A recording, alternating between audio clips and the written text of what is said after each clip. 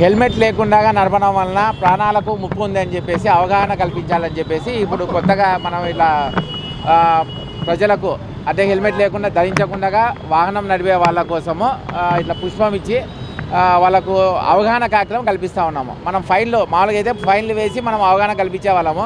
అయితే దాన్ని చెప్పడం వల్ల హాషిగా ఉంటుందని చెప్పేసి ఇప్పుడు ఇలా మనకు అవగాహన రావాలి, జనాలలో అవగాహన రావాలని చెప్పేసి మనం ఈ కార్యక్రమం నిర్వహిస్తున్నాము. అయితే టౌన్ పరిధిలో మనకు ఈ సంవత్సరము అంటే హెల్మెట్ ధరించకుండా ఉండడం వల్ల ఎటువంటి మరణాలు సంభవించలేదు. అయితే టౌన్ పరిధి దాటేసి పల్లెలకు వెళ్ళే రూట్లలోన ఇలా హెల్మెట్ లేకుండా ధరించకుండా పోవడం వల్ల చనిపోయిన 1-2 కేసులు మనం చూసాము. ఈ వాళ్ళకు కూడా అవగాహన ఉండాలి. ఎందుకంటే పల్లెల నుంచి హాస్పిటల్ పర్పస్ కానీ లేదంటే ఉద్యోగం పర్పస్ కానీ మనకు టౌన్ రావడం జరుగుతూ ఉంది. వాళ్ళకు అవగాహన ఉండాలని చెప్పేసి మనం ఈ కార్యక్రమం నిర్వహిస్తాం. హెల్మెట్ ధరించడం వలన చైన్ స్నాచింగ్ ఎక్కువ అవకాశం ఉంటుందని దాని మీద కూడా మనము ప్రజలకు అవగాహన కల్పిస్తాము.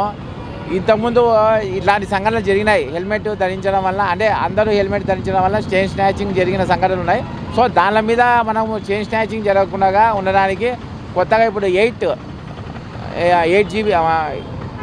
మెగాపిక్సెల్ కెమెరాస్ కొత్తగా మన మున్సిపల్ కార్పొరేషన్ వాళ్ళ సహకారంతో బిగించడానికి ట్రై చేస్తూ ఉన్నాము. అది కానీ కంప్లీట్ అయిందంటే మనకు చైన్ స్నాచింగ్ చాలా వరకు తగ్గిపోతుంది.